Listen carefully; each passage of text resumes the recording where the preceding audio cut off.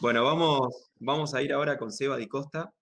Seba Di Costa va a hablar sobre aprendizaje motor, entorno, sentido y contexto. Como verán, estamos todos muy alineados y esa es la idea. Seba es nacido en Argentina, licenciado en entrenamiento y alto rendimiento deportivo, docente universitario, docente de Alfa Conmebol, director de Evolucionar, o sea que gracias a él también estoy acá y charlando yo. Así que, Seba, por favor, tenés la palabra, abrí el micrófono, empezamos a compartir cuando quieras. Fuerte y claro te vemos. Adelante, Seba. Dale, me alegro mucho. Bueno, vamos a tratar de arrancar así, vamos respetando también los horarios. Agradecerle a Antonio por la exposición. La verdad que una de las inquietudes de este espacio era saber qué se están preguntando en otros lados, en otros grupos, saber qué pregunta tienen abierta hoy sobre esta cuestión del aprendizaje motor, del movimiento en general. Y un poco Antonio nos dio una mirada y no, más que afirmaciones, terminamos encontrando preguntas, ¿no? Y creo que es el motor de todo conocimiento, así que súper conforme y agradado de haberlo escuchado a Antonio en este caso. Y se van a disparar un montón de cuestiones que tienen que ver con lo que vamos a hablar hoy, seguramente con lo que va a hablar Tiago, por como vemos que están planteadas las charlas de hoy. Nosotros nos estamos preguntando esto acá, o nos estamos dentro de la cantidad de preguntas que uno intenta hacer en un trabajo transdisciplinar, surgen algunas que son respecto a esto. Fíjate que tiene algunas cuestiones con términos que recién Antonio utilizó, como entorno, como sentido, como significancia, lo nombró él, como contexto. Entonces, las preguntas nuestras hoy pasan por este lado y a veces las preguntas uno las busca por delante o la busca por la cuestión de a ver qué hay hoy escrito, investigado y leído sobre esta cuestión del movimiento y a veces lo que resulta interesante es ir para atrás, ir a ver qué dijeron otros antes, ¿no? Pero con la mirada actual, con las posibilidades actuales. Otra cosa que queda claro acá es que hoy con la interconexión que tenemos a nivel global, podemos estar estudiando las mismas cosas y otra cosa que me pareció bastante claro de la exposición de Antonio y enriquecedor es que las mismas cosas que estamos estudiando las estamos interpretando de manera similar, pero también con algunas diferencias. Creo que esto va a hacer a que nosotros nos acomodemos a esto del aprendizaje motor y que nos nutra en este paso. Entonces, nosotros el planteo que hicimos es pensar estos tres conceptos: entorno, sentido y contexto. A ver si profundizando un poco sobre esto podemos traer un poco más de luz. Y esta exposición mía tiene como un sentido así medio antiestético, está medio pata para arriba porque vamos a hablar de las conclusiones desde el inicio. Desde esta parte inicial de este primer minuto vamos a dar las conclusiones en general. Nosotros pensamos que resultaría enriquecedor para la práctica, sobre todo, y para nuestro marco conceptual o teórico de este campo que estamos desarrollando, no solo hago hincapié en lo teórico, sino en que la práctica se nutra, si le damos un poco más de contenido a estos términos. Recién hablaba de las tres variables que plantean los sistemas dinámicos complejos, esta teoría donde podemos constreñir, donde podemos modificar para guiar ese aprendizaje motor, que en definitiva eso es lo que hacemos. Ya salimos un poco de este terreno de participación primordial nuestra y ponemos en el centro de la escena a esa persona que se está moviendo en un entorno. Creo que nosotros pasamos a ser tanto los profes, los entrenadores, los redactadores, pasamos a ser facilitadores de esta autoorganización del sistema. Entonces pensamos que esta diferenciación entre entorno y contexto, que a veces se usa como sinónimo, nos puede traer beneficio a la hora de plantarnos en una mirada más amplia y en una práctica más enriquecida. Y el final de este cuento es que la clave está en este enlace que hace el sentido en cuanto al significado. Nosotros tenemos una persona moviéndose, un sujeto moviéndose en un entorno, y eso ya tiene un significado en sí, porque las posibilidades que le va a dar ese entorno y su historia de acoplamiento, diría, de la teoría de los sistemas dinámicos, o su historial de conocimientos, sus conocimientos previos, es lo que le va a dar la posibilidad en gran parte a desarrollar ese acto motor. Y nosotros tenemos que entender esta matriz central para poder llevarlo a, como decíamos, nuestra práctica y nuestro bagaje teórico.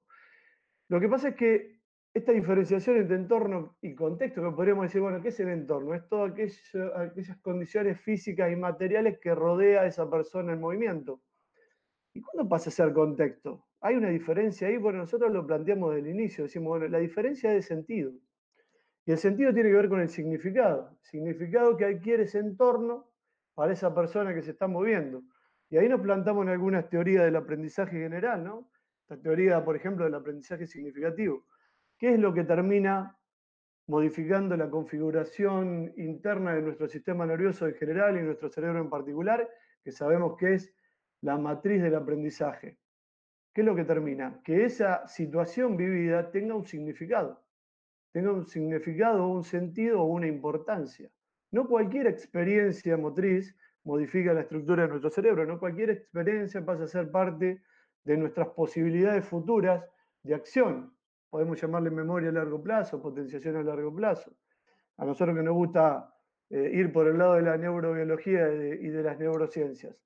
Pero digo, esa experiencia motriz tiene que ser significativa para que tenga el potencial de modificar nuestra posibilidad de movimiento futuro. Ahora, el significado puede ser muy grande o muy pequeño, ya que el sentido que toma ese entorno físico, que ya lo vamos a definir de ahora, podemos llamar entorno a las condiciones físicas que rodean a ese sujeto moviéndose. ¿Está? Y la emergencia, como bien dijo Antonio, es el movimiento. Ahora, la emergencia también es un significado que atraviesa ese movimiento, que me parece que es lo que hace este puente entre considerar entorno y contexto y ya no pensarlo tanto como sinónimos, sino como producto uno del otro. Entonces empezamos a desandar esto. A nosotros las preguntas se nos meten, se nos cuelan por tres lugares que atraviesan el aprendizaje motor. Uno es la enseñanza de los gestos en general, las acciones motrices, la mejora de la performance, que lo pueden ver del aspecto biomecánico, del aspecto que ustedes quieran. En segundo caso, la importancia del aprendizaje motor en la readaptación deportiva, ¿no? En ese proceso que tendríamos que repensar también si es un reaprendizaje o no, si es una readaptación o es una vuelta a una adaptación diferente, a un estado motriz diferente, que tal vez hasta puede ser mejor en el caso de una lesión musculoesquelética y del proceso de recuperación y de readaptación o adaptación. Dejamos esa pregunta abierta también.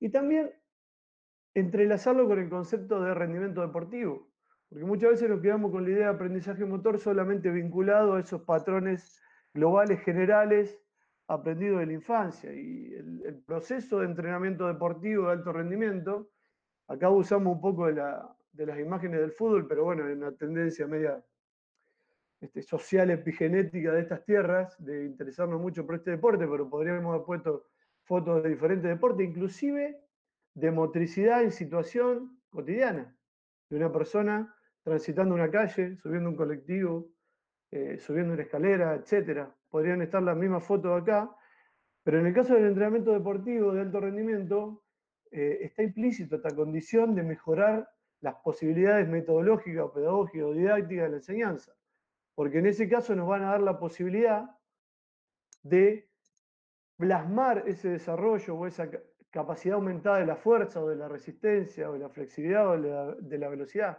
Un gesto motor preciso hace a la posibilidad de transferencia de estas capacidades. Entonces, por eso nuestras preguntas surgen de estos tres campos. Y vamos a intentar darle varias vueltas, ya al final se los conté, pero nosotros siempre nos plantamos de este lugar. Estudiamos el sistema nervioso, estudiamos las conductas de las personas, ya sea de la psicología o la pedagogía o las neurociencias hoy, para saber cómo hacer un poco mejor lo que hacemos todos los días, en la semana o en los meses de entrenamiento, ¿no? Cómo perturbar mejor, a mí me encanta esta palabra, este concepto de perturbación, porque hace un poco a que nosotros no somos ni más ni menos que perturbadores de la condición en que llega esa persona a entrenar con nosotros, a aprender algo de lo motor con nosotros. Por eso aprender y entrenar creo que tienen la misma lógica.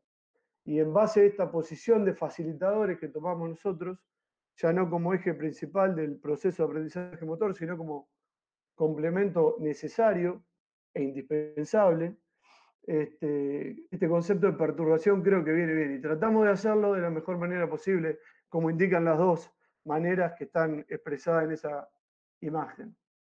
Por otro lado, algo que nos interesa mucho pensar es esta cuestión, ¿no? Muchas veces los entrenadores, los redactadores, tomamos protocolos y técnicas y la ponemos en marcha sin conocer un poco el fundamento que hay por detrás.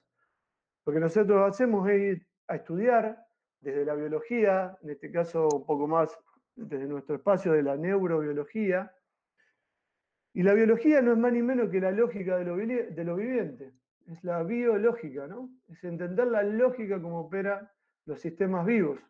Y esto nos acerca mucho también a las palabras que nos planteaba Antonio. Conocer las reglas sencillas que mueven a lo complejo, lo biológico es muy complejo, para después tratar de entender medio transversalmente o completamente transversalmente lo que es la motricidad y el aprendizaje motor. Entonces, la propuesta nuestra desde siempre, creo que compartirán la mayoría de los que estamos acá, es pensar los fundamentos, pensar la biología y después elegir qué ejercicio, elegir qué forma de planificación, qué forma de secuenciación de las tareas pueden ser más lógicas.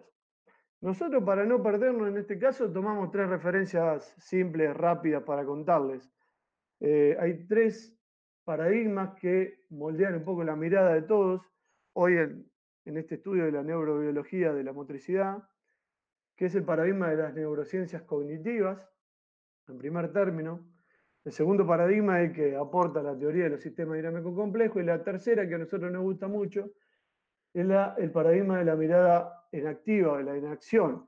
¿Por qué digo esto? Porque este acoplamiento entre lo que hoy sabemos de neurociencia, lo que sabemos de motricidad de hace muchos años, y estas tres miradas, que como dice un autor, mirar desde un paradigma es ponerse unos lentes, unas gafas diferentes en cada momento, lo que nos posibilita es esta posibilidad también transdisciplinar. O sea, ir y venir y entrar y salir de un paradigma que vamos conociendo de a poco, pero nos permite ampliar esta cuestión. Y en sí siempre vamos por este camino, ir de la fundamentación a la elección de qué hacer en nuestras prácticas. Y el final de este principio, que es un final, se lo voy a transmitir con esto. Esta es la lógica que nosotros tenemos, que no es ni mejor ni peor, adhiero a las palabras de Antonio, es la que nosotros hemos tomado a la hora de guiar nuestra práctica, a la hora de pensar nuestra intervención, ya sea en el aprendizaje de un gesto motor, la adaptación, como dijimos, o el entrenamiento de un deporte complejo en general. Esta es una matriz, es una lógica que nos acompaña, que se la quería mostrar desde el inicio porque es a donde vamos a llegar. Esta lógica plantea una secuencia que nos va a hacer transitar o va a hacer transitar a ese sujeto que viene a nosotros y que va a introducirse en este proceso de aprendizaje motor, que es la lógica todo parte todo. Es una lógica de planificación, diría yo, una lógica de pensar cómo estructurar y secuenciar tareas, que lo que va a buscar básicamente es enriquecer e ir a un lugar mejor. Es una lógica que nos da un muy buen cómo hacer nuestra intervención, pero quería mostrársela. Es esta lógica del todo parte todo, que atraviesa un poco la elección de las diferentes intervenciones que vamos haciendo en el día a día. Y para explicar un poco esto de contexto, esto de entorno, citamos un par de frasecitas así interesantes que a nosotros nos gustan mucho. Una de un investigador que se llama Danko Nikolic, que no es específicamente del campo de lo motor, pero que nos abre un poco el panorama y que en el 2010 dijo que el cerebro es una máquina de contexto. Como él se dedica también al estudio de la inteligencia artificial, que de vez en cuando nosotros espiamos para ver si podemos sacar algún beneficio, no somos estudiando algunas cosas, nos permite entender cómo lo humano se va también desarrollando. Él dice que el cerebro es una máquina de contexto, es decir, que necesita de un contexto para desarrollarse como tal. Necesita de un contexto para producir un proceso de comprensión, de entendimiento o de decodificación, en los planos que lo queramos tomar. Entonces, esto empieza a tomar relevancia y no dice entorno, dice contexto, o sea que algo hay para buscar por ahí. Esta segunda definición que dice el contexto es una fuente necesaria de significado. Fíjense cómo en diferentes lugares empezamos a poder articular con esto de la motricidad, porque esto está dicho en la teoría de la comunicación, que sería una teoría que tal vez no estaría tan cercana, o sí, a lo que hacemos nosotros en motricidad, a nuestro interés del foco actual del aprendizaje motor que estamos abordando hoy. O sea que ese contexto, eso que rodea al acto motor en sí, a la acción motriz en sí, tiene una importancia porque es lo que va a dar las claves, las posibilidades de que tome un sentido. ¿Está? Este acoplamiento entre la persona y sus posibilidades con el entorno físico va a empezar a tomar otro vuelo de significado cuando nosotros empezamos a entender que el aprendizaje motor tiene que tomar en cuenta estas variables de manera importante. Esas modificaciones que planteaba Antonio creo que hacen a explicar esto también. Y la tercera definición que dice es que surge una exquisita sensibilidad al contexto fundamental para la comprensión de lo que estamos haciendo. Ese sujeto que se mueve en un entorno empieza a hacerse sensible a las capacidades que ese entorno le ofrece, a las posibilidades, a los elementos que integran ese entorno. Por eso la variación de las características del entorno puede ser tan significativa a la hora de producir un cambio estructural y un aprendizaje. Y la última que le hemos inventado un poco nosotros, pero que nos gusta mucho también, es decir, que nuestro sistema nervioso, el cerebro en particular, siempre nos gusta hablar de una concepción de cerebro no como estrictamente el encéfalo atrapado en el cráneo, sino como una extensión por todo nuestro cuerpo en general y una extensión, diría, hacia el medio social. Pero dice que el cerebro es una increíble máquina, un sistema complejo especializado en reconocer, y acá me gusta mucho esto, el todo por la parte. ¿Ah? Y empezamos a aclarar también por qué en esa secuencia lógica nosotros ponemos el inicio y el final con el todo. El todo por la parte. Siempre en una situación, sea cual fuera la vida cotidiana o del deporte o donde estemos, el reconocimiento de esa situación nos llega a través de fracciones de información, fracciones de datos, dirían los cognitivos, que después se transforman en información y luego se transformarán mediante la práctica en conocimiento. O sea que lo que nosotros podemos captar de la situación global en donde me estoy moviendo son fracciones de datos, pequeñas cantidades de datos. Ahora es sustancial y significativo que esos datos tengan un enlace directo con la situación global, con ese todo que estoy atravesando. Por eso nosotros hacemos hincapié en esto de contexto, entorno y demás. En esta triada que nos proponía anteriormente la charla anterior, decíamos que contábamos con tres variables, ¿no? Varias variables que hacen a tres nudos focales, el entorno, la tarea y la persona. Y nosotros vamos a poner foco en cómo nuestro sistema nervioso comprende, entiende y puede moverse en diferentes situaciones, en esas situaciones motoras que nosotros planteamos desde nuestro aprendizaje. Vamos a poner en ese lugar el foco de la atención que es el entorno. Y nosotros vamos a tomar, para entender cómo transitamos las experiencias motrices, las experiencias situacionales motrices, el foco en tres sistemas que son vitales para este entendimiento. Cuando nosotros los estudiamos fino y profundizamos, nos damos cuenta que son tres sistemas que integran un macrosistema que sería el sistema nervioso y otro macrosistema más amplio que sería la persona moviéndose en el entorno. Pero cuando vamos a hacer foco sobre estos sistemas que interactúan bien recursivamente, bien retroalimentativamente, estos tres sistemas nos dan la característica de esa situación por la que estamos atravesando. Y esto hace a la importancia de entender el aprendizaje motor de una manera diferente. El caso del sistema límbico es más conocido porque el que maneja un poco y dispara todo este contexto emocional con lo que ese sujeto puede entender las situaciones. Y a mí me gusta la definición de que el sistema límbico tiñe o colorea la experiencia, tiende o colorea la situación, tiende o colorea el entorno, podríamos decir, desde esta charla. Otro sistema muy estudiado y muy conocido son el de las neuronas espejo, que hacen a nuestra capacidad, sobre todo ese aprendizaje implícito, de esa posibilidad de entender los contextos en base a los otros que nos rodean. Piensen esto en el ámbito de de lo motor y el ámbito deportivo y de la motricidad diaria. Pero nos vamos a quedar con el foco, en este caso, en esto del GPS cerebral, otro sistema que adquirió mucha importancia por el descubrimiento. Se venía hablando de esto, pero en el 2015 los descubridores de cómo funcionaba la matriz básica de este sistema tuvieron el Premio Nobel de Medicina, entonces se hizo muy popular y a partir de ahí empezó mucha investigación. Pero básicamente, ¿atrás de qué vamos? Vamos atrás de las claves de la autoorganización del movimiento. Como se decía anteriormente, como decimos ahora, los sistemas se autoorganizan de manera compleja con principios sencillos. Vamos a tratar de ver en la biología cuáles son esos principios sencillos. Y vamos a hacer punto central en esto del GPS cerebral, que es un sistema que nos permite mapear o cartografiar el entorno. De ahí la importancia, en este caso, de lo que venimos hablando. Es en parte el que nos permite, coordinativamente con los dos sistemas que hablamos antes, las neuronas de espejo y el sistema límbico, podríamos ampliarlo a la corteza motora en general, a las capacidades visuales, al cerebelo, pero nos quedamos con el foco acá, para pensar que este sistema, que sus estructuras básicas están integradas en el hipocampo, y empezarán a ver la importancia de que este sistema de posicionamiento esté implicado en nuestra capacidad de memoria, no es ni casual ni poco importante.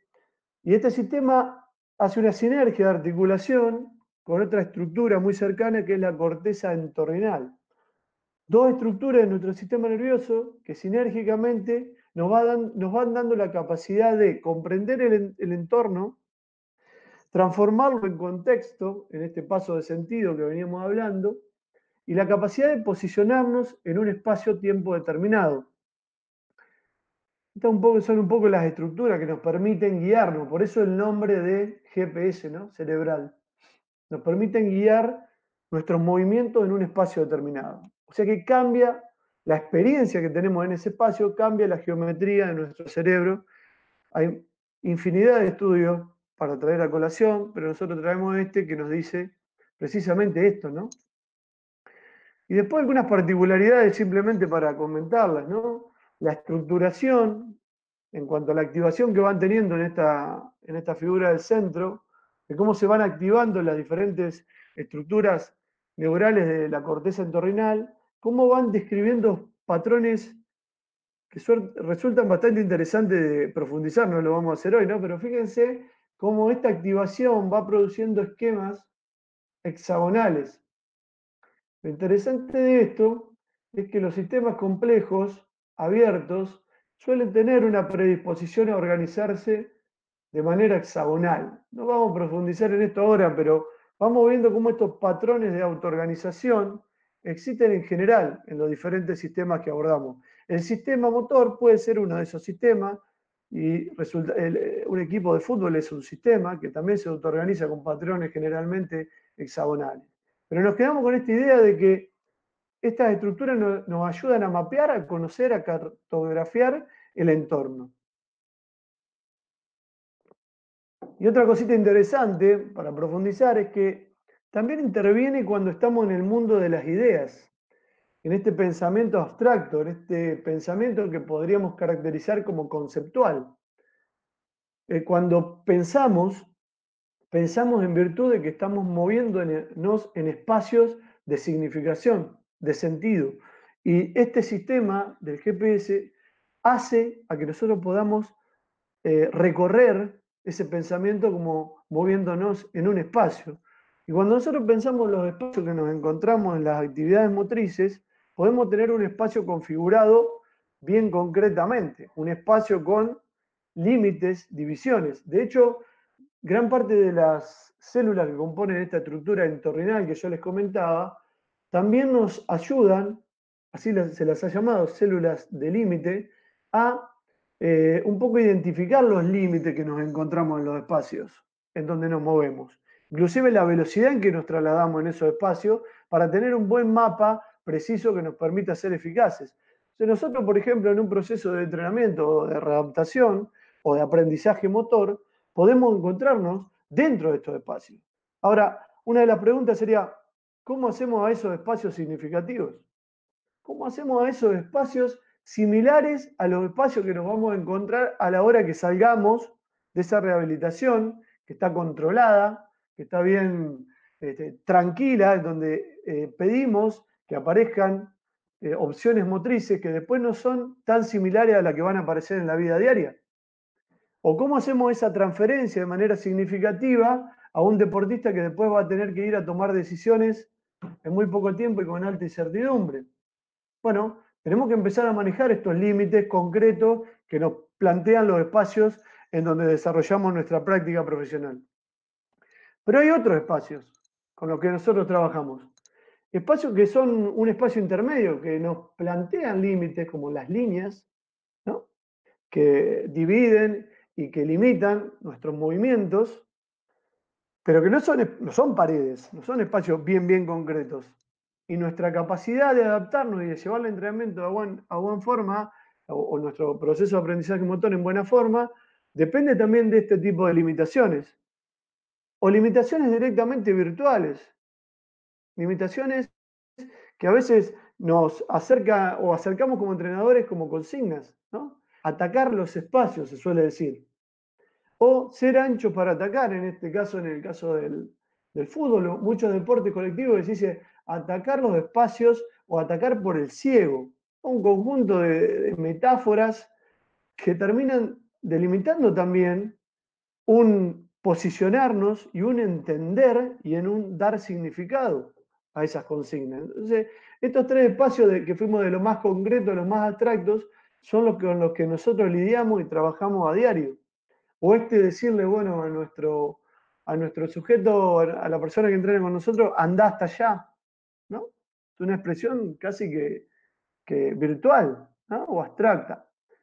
Bien, ¿qué tiene de interesante también esto? Una de las hipótesis de los GPS, del GPS cerebral, es que trabaja con mapas locales y mapas globales. O sea que, en parte, aprendería una forma general de moverse en el espacio-tiempo y después adaptaría esa forma general a las posibilidades locales que se va encontrando, a los espacios específicos. Esta es una de las hipótesis que todavía no está estrictamente confirmada, pero que nos plantea una posibilidad enorme empezar a plantear estas cuestiones de la planificación y la orientación del aprendizaje motor. Porque este interjuego interactivo entre lo global y lo local es lo que puede ser una de las claves para propiciar esta autoorganización del sistema. Y este trabajito de ahí, hay varios coterráneos y compatriotas de Tiago, ¿no?, que a mí me gusta mucho leer, a nosotros en el grupo, como Duarte Araujo, como Julio Garganta, que salió hace muy poquito, y que hablan de esta indagar en las posibilidades de autoorganización de un equipo que es un sistema, por lo tanto se va a autoorganizar. Pero también hace referencia a la autoorganización de los movimientos en particular, de los movimientos en singular. Y ellos plantean que es absolutamente necesario este ida y vuelta constante y permanente entre las situaciones de entrenamiento local con las situaciones de entrenamiento global. O sea, un ida y vuelta entre lo global y lo local, y lo local y lo global. Parte de las críticas que se hacen en este trabajo, que es dedicado al fútbol, pero podríamos llevarlo nos puede ayudar al entendimiento de todo esto de la autoorganización. Parte de las críticas que ellos hacen es que a veces se tiende a trabajar mucho de lo global a lo local. Y en el caso de lo que observamos nosotros, al menos por acá, es que muchas veces se trabaja de lo local a lo global. Inclusive esta localidad de lo que estamos trabajando, que después vamos a especificar un poquito más en qué es, estaría planteado de una manera muy simple y muy fragmentaria. Ya que lo local, cuando yo lo fragmento mucho, una situación en particular, cuando la fragmento mucho, lo que hace es perder enlace de significación, enlace de sentido con el todo que integra. ¿Está? Si le estoy enseñando a mejorar su carrera a un deportista, como lo mostró anteriormente el compañero, yo puedo trabajarlo de la globalidad, desde ese correr, o puedo diferenciarlo y fragmentarlo en las partes del correr. Etapa de vuelo, etapa de acoplamiento, despegue. O sea que puedo, y muchas de las metodologías de entrenamiento del aprendizaje motor operan sobre esta forma, deconstruir en partes, o sea, ir a una localidad pero demasiado fragmentada y tratar de unir esas partes para que después se produzca esta comprensión o aprendizaje motor. Bueno, nosotros vamos por el lado opuesto. Nosotros entendemos que este planteo de lo local a lo global es central. Ahora, lo local debe no perder enlace de sentido con lo global. El entrenamiento de esa forma de jugar de mi equipo de vóley no tiene que perder enlace de sentido cuando voy a trabajar sobre lo local. ¿Cómo trabajo sobre lo local? Trabajo con los ejercicios. Son un recorte de esa realidad del juego total. Bueno, que pierda poco enlace de sentido ese juego y ese ejercicio que elijo, o ese ejercicio que elijo para rehabilitar, es una clave para su autoorganización. Es lo que venimos diciendo con este recorrido. Y termino con esto para dar otro ejemplo más parecido. En 2014 hubo en la Universidad de Berkeley nuevos estudios sobre semántica, sobre el entendimiento de las palabras, que también tiene esta lógica, porque planteaba, este estudio se lo cuento rápidamente porque no me quiero quedar mucho acá, planteaba cómo era la activación en base a las palabras que se le iban leyendo a una persona estudiada en resonancia magnética funcional. Y lo que pudieron hacer es construir un mapa, un diccionario de cómo pegaba y cómo se activaban las diferentes partes de la corteza, en este caso, ¿no?, las estructuras subcorticales, con referente a las palabras. Y el encadenamiento es bastante parecido a lo que vamos hablando. Encontramos un nuevo patrón de autoorganización que se basa en cuestiones globales y en cuestiones locales. Porque las palabras se iban articulando en base a su significado en categorías de palabras. Formaban una posibilidad global. Y la integración de los significados, que podríamos llamarlo local, se integraba en ese patrón más general que era la categoría. O sea, cuando se hablaba de familia, se activaban diferentes partes que tenían que ver con el significado de madre, hijo, hogar, casa, etc. O sea que vemos patrones similares en estos tres ejemplos que dimos. Y si lo piensan, podemos encontrar patrones similares en nuestra actividad visual, que está atendiendo a una situación global, con nuestra visión periférica, y a un eje central, que es el foco, o a nuestra capacidad intencional, que nos permite mantener una atención flotante sobre la situación en general y un foco atencional sobre lo importante de la tarea. ¿Y a qué vamos al cierre de todo esto? Nosotros pensamos que una de las formas de dar sentido es generar un buen cómo, una buena lógica de planificación, una buena lógica de secuenciación.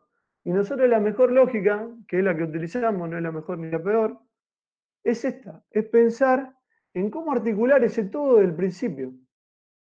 Cómo articular, cómo hacer pasar por la situación de aprendizaje motor a ese sujeto con ese contexto final de lo que es el todo de esa aplicación o de esa acción motriz. Para después ir a las partes, a focalizar, a hacer hincapié, a hacer analíticamente una comprensión, para después volver a un todo integrado o un todo condensado, como nos gusta decir a nosotros, que sea mejor. Por eso no está mal contar el cuento del aprendizaje motor desde el principio. Lo que pasa es que la tendencia, si lo hacemos bien, es que ese entendimiento de lo que vamos a hacer del principio va a ser muy diferente al del final. El del final va a ser un aprendizaje y un entendimiento de la situación global del todo jerarquizado. Entonces, este cómo lo que nos da la posibilidad de generar una secuencia jerarquizada que podemos instalar en nuestras sesiones de entrenamiento o a corto o mediano plazo en nuestra función micro, meso o macro en cuanto al tiempo, porque nos permite ayudar a crear sentido, a que ese entorno se transforme en contexto, y como bien dicen varios autores por ahí, lo que tiene un contexto tiene un texto, que es lo importante de ser leído. De hecho, las situaciones tienen cuestiones importantes. Tal vez lo que pase, en este caso, ahora que decimos que el entorno, la persona y la tarea son indivisibles, y lo que nosotros necesitamos hacer es separarlas lo menos posible, como dice un autor llamado Cano por ahí. Dice, lo que nosotros tenemos que tratar de hacer para llevar a buen puerto el aprendizaje motor es tratar de dividirla lo menos posible. Porque ese texto a ser leído, para que alguien sea eficaz en esa lectura del juego, en esa lectura de lo que me demanda la motricidad, un segundo después de que estoy viendo, es ayudarlo a leer da calidad a esa lectura de la información. Lo que podríamos llamar claves contextuales, que guían a la toma de decisión, por ejemplo, en el deporte. O que guían que me doble el pie o no a la hora de bajar un escalón, ¿no? Siempre hacemos referencia mucho a lo visual, pero la información propioceptiva que está adquiriendo ese sujeto en movimiento hace a esa decodificación de la situación. O podemos llamarle a ese texto información situacional probabilística, que vamos adquiriendo a medida que practicamos y ejercitamos en metodologías que nos den la posibilidad de hacerlo. Y la metodología de enseñanza, la metodología de aprendizaje motor, no nos dan la posibilidad de variablemente conocer ese entorno. Yo voy a tener un concepto de contexto, cuando entiende ese entorno, con menor posibilidad de posibilidades motrices, de propensiones motrices. O le podemos llamar que debemos guiar nuestro foco atencional a esos lugares que tienen alta capacidad de informarnos cualitativamente y cuantitativamente las cosas que están sucediendo en esa situación. Y para terminar les digo, esta es nuestra forma de verlo. Nosotros esta lógica la utilizamos en los tres campos que trabajamos. Y damos un ejemplo en este caso. Guiamos nuestras planificaciones a corto, mediano y largo plazo con esta lógica del todo parte todo, que busca un poco jugar con esto del sense making, del generar sentido, el dar sentido, ¿tá? Que además es una capacidad bastante humana, el dar sentido a las cosas. Y decíamos que nosotros en el caso del aprendizaje motor de gesto, decíamos, bueno, por ejemplo, en la posibilidad de la técnica, de la mejora de la técnica de la carrera, capacidad muy demandada por los entrenadores en general, con sus deportistas. O a la hora de la readaptación, a la hora de, por ejemplo, adaptarnos en base a una lesión musculoesquelética y las posibilidades que ella me da, según el estadio en que me encuentre, de la mejora de la marcha, en caso de que esa marcha se haya alterado. O con estos recursos complementarios que muchos de los que están acá usan, que nosotros usamos como recursos complementarios, que es la observación de la acción, el motor imagery, la activación auditivo-motora y la alternancia focal progresiva. ¿Por qué no hacer nuestras intervenciones para buscar pegar más en ese impacto de sentido con esta lógica? Como la hacemos, nosotros seguimos varios protocolos de motor imagery en que intentan guiar esta imaginaria motriz en base a imaginar el movimiento global, después ir a lo local, a la parte en este caso, para después terminar con un encadenamiento global, que iría más de acuerdo con lo que los parámetros de autoorganización, como vimos, nos marcan. O en el caso del entrenamiento más complejo, de sistemas técnico-tácticos, como esta guía del todo parte todo puede también ayudarnos a potenciar la comprensión y puesta en práctica de los conceptos y principios entrenados. Como dijimos, dimos una vuelta que iba de lo global a lo local y a lo global, del todo, de la parte del todo. Por último, decirle que es para nosotros ese todo. Ese todo lo podríamos definir como la forma global más cercana a la motricidad situada. La forma global que podemos adquirir y que podemos transferir de la situación que queremos transferir precisamente, de la situación que queremos transferir, y que se basa en dos principios básicamente. Primero, que esa ejercitación que elijo tiene que tener un enlace de sentido con la situación en donde esa motricidad que estoy entrenando en particular se integre en general. Tomando dos puntos centrales. Primero, el de reducir sin empobrecer, que ese ejercicio que elijo no fraccione y no se aleje de la situación en general. Esa reducción que hago no sea un empobrecimiento. Y segundo, que utilizando la exageración de las condiciones del entorno y del ejercicio, yo pueda no extralimitarme y no perder este sentido de la motricidad en sí, con la situación que va a estar emparentada. Por eso digo, para terminar, que a veces redundar y ser recursivo y repensar los términos me parece que nos nutren. A partir de ahora lo que nosotros intentamos es decir que contexto y entorno son dos cosas diferentes, pero que surgen una de otra y que se retroalimentan. Porque la posibilidad de darle significado a ese entorno está en base a lo que llamarían historia de acoplamiento o conocimientos previos o posibilidad de dar sentido. Así que hasta ahí vamos a dejar. Creo que es una vuelta más a lo que planteaba Antonio y ojalá sirva de puntapié inicial a la charla de Tiago y después nos vamos a encontrar para criticar y debatir un poco estas ideas que son no son ni buenas ni malas, simplemente son una herramienta más. Bueno, Seba, muchísimas, muchísimas gracias.